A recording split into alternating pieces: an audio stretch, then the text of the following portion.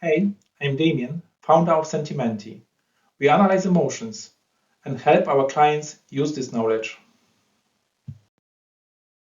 How is your preparation for the upcoming Christmas shopping?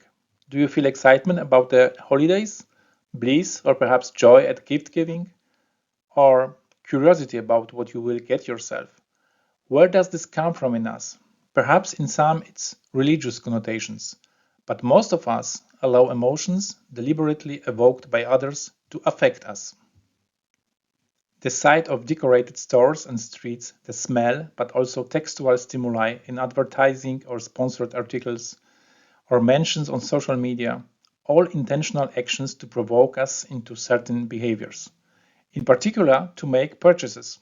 The more and the more expensive, the better. The same is true of Black Friday or Cyber Monday. Do you think it is reason that prompts you to buy bargains because it is, after all, cheaper? Unfortunately, but we all fall into the clutches of sales marketing, geared to evoke certain emotions in us. The enticement of brand, price, style, belonging is to act on our feelings, not on reason, because we probably don't need most of these things, since we buy them only when there is a chance. We think we are hunting for a deal, but in fact we are being manipulated to stimulate certain emotions. Emotions are what drive people to act. Manipulating emotions, influencing through emotions to drive people to make purchases. The same thing is happening in the stock markets, but about that later. Let's talk about the basics first. Sentiment. I'm sure you are all familiar with this term. It appears in the context of personal brand image, brand perception. Perhaps some of you are familiar with the so-called investor sentiment. Most often, three values are used to measure sentiment: negative, neutral, and positive. In terms of scale, sentiment is usually presented in a 0-1 way. It is or it is not. Whether this makes sense or not, we will check it out in a moment. What about emotions? Based on Wikipedia, emotion is the brain's instinctive, spontaneous, yet complex response to a stimulus. It can be expressed through accelerated breathing, pulse or heartbeat, body arousal, muscle tension, facial expressions, body language, change in voice, tone, and so on.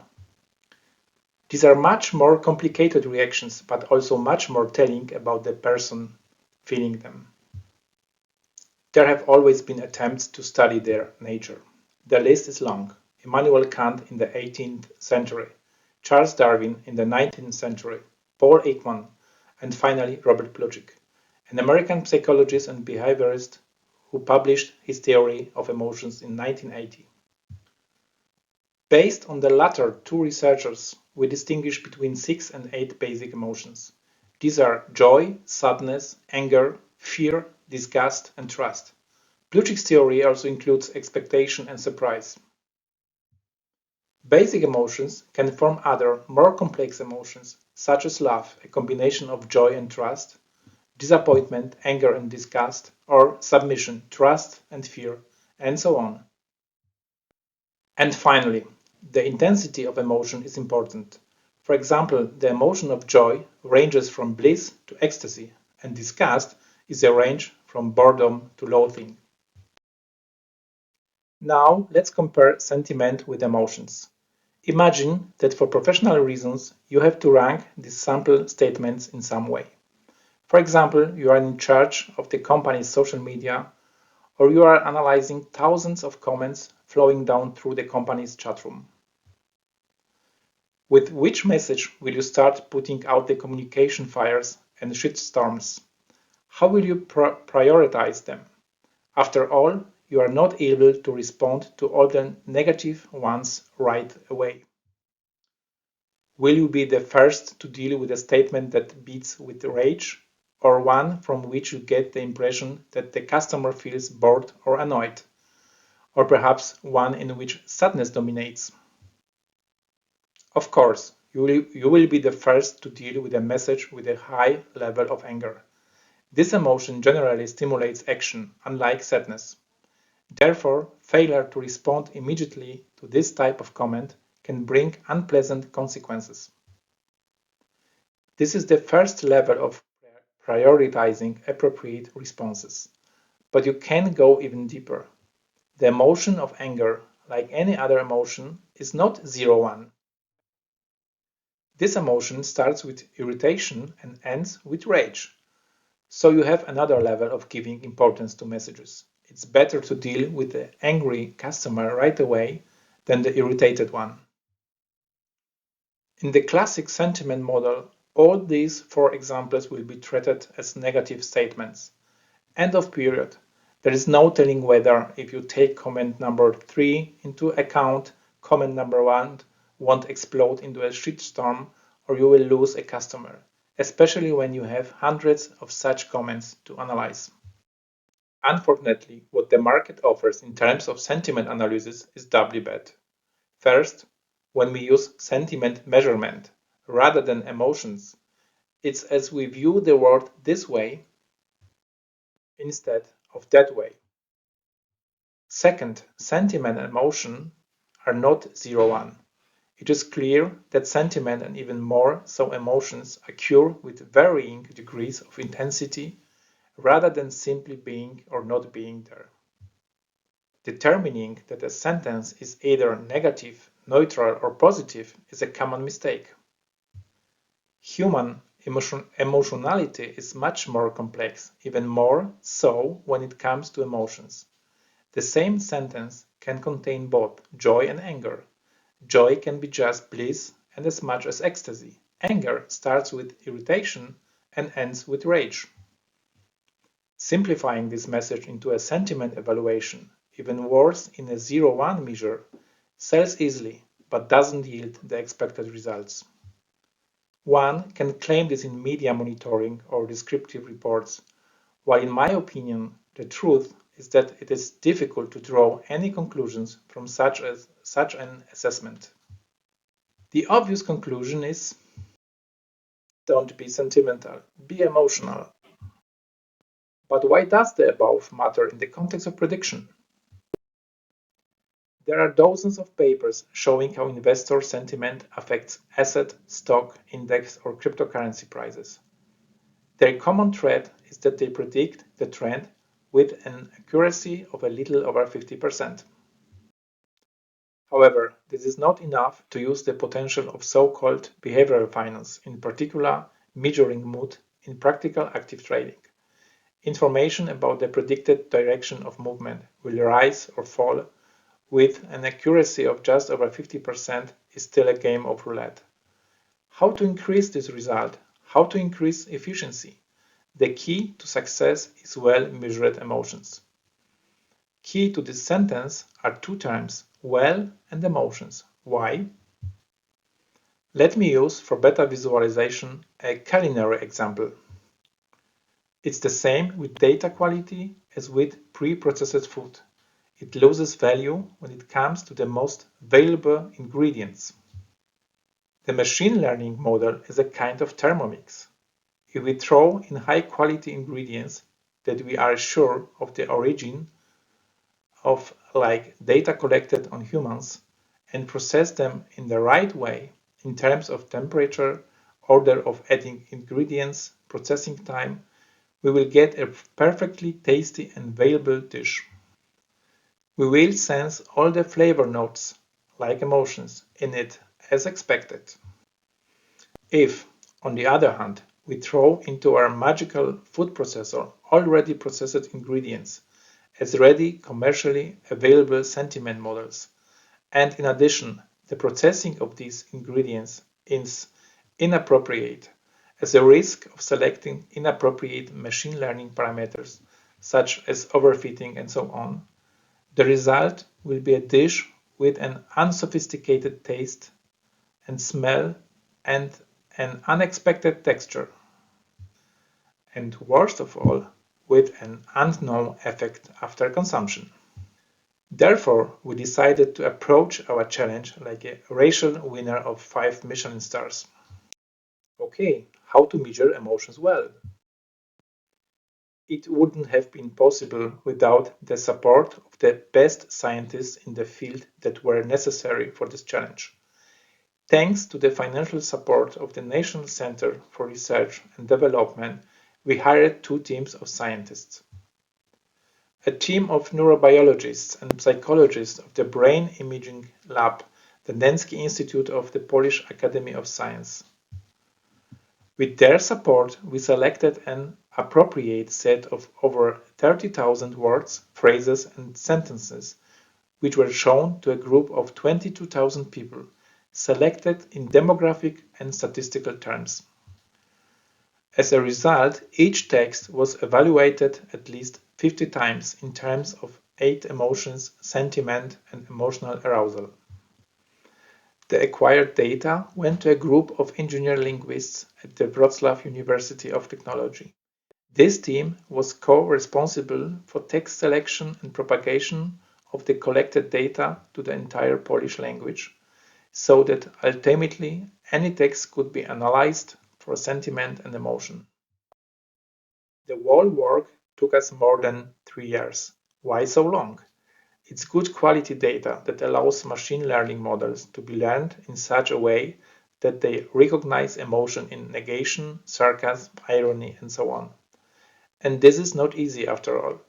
A sarcastic expression is irony with an addition of malice, and irony itself is a literal level of expression combined with an underlying opposing one. This is not possible without an accurate model measuring emotion, not to mention sentiment. This is how our Catherine the machine was created. It currently recognizes emotion in one of 18 languages. For those who want to get an in-depth look at the work, we invite you to download a scientific article describing the entire process. This is one of many publications that have been published in connection with the SentiMenti project. Okay, what is prediction? In principle, prediction is an attempt to predict the future when not all inputs are available. In the case of predicting human behavior, the biggest variable unpredictable until now are emotions. Thanks to SentiMenti, this is now mostly possible. Of course, we can't predict the action of an individual human being. We are individuals and so are emotionally different. Our mood depends on temperament, personality, but also on individual events that affect us. SentiMenti, however, can show emotions with high efficiency, how the average statistical person would perceive a given message. This is a great deal because when analyzing large datasets, we are not interested in the outcome for an individual. We are interested in what kind of emotion a given message, such as a social media post, an article, evoked on average. In financial predictions, how it affected the market on average. At its core is emotion. In this way, SentiMenti solves the problem of the biggest unpredictability in predictions involving humans, namely their emotions.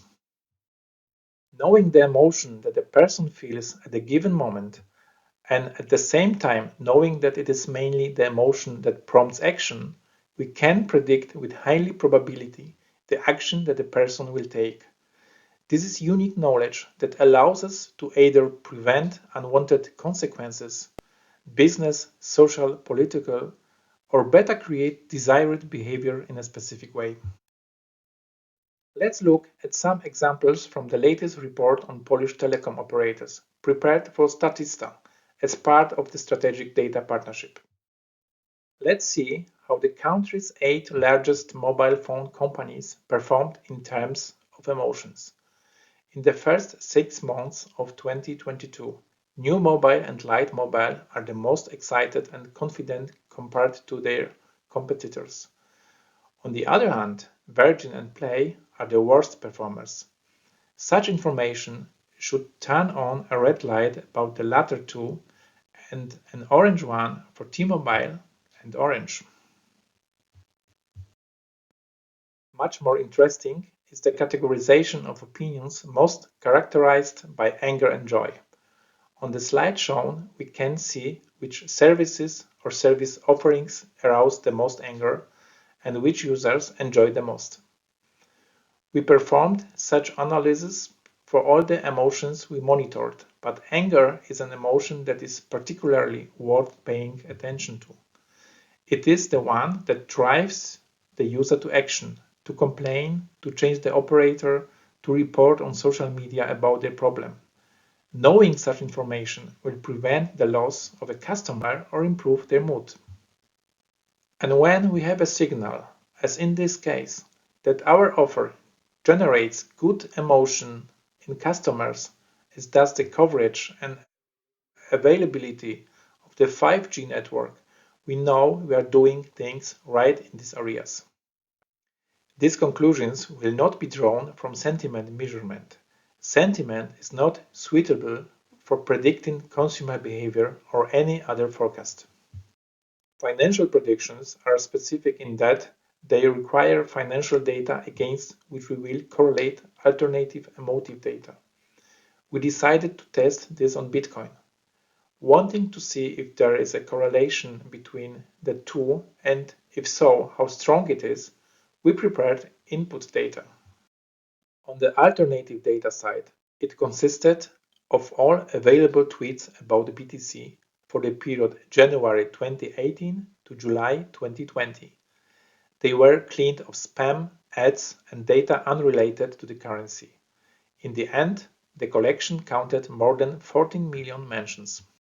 On the financial data side, we acquired for the same 2.5-year period stock market data in 5-minute intervals, a total of about 200,000 so-called candles, which consisted of 4 OHLC values: open, high, low, and closing prices. We were the first to read all the emotions, sentiment, and emotional arousal from each tweet. Anyway, we've been doing this continuously for several years, providing a preview. This tool is used by traders for short-term sentiment analysis between 1 hour and 24 hours. We used the BLSTM model to learn the dataset. In the course of hundreds of iterations and configuration changes, we finally obtained the best possible result. We described more technical details in this article. You can find it on our blog or use the QR code.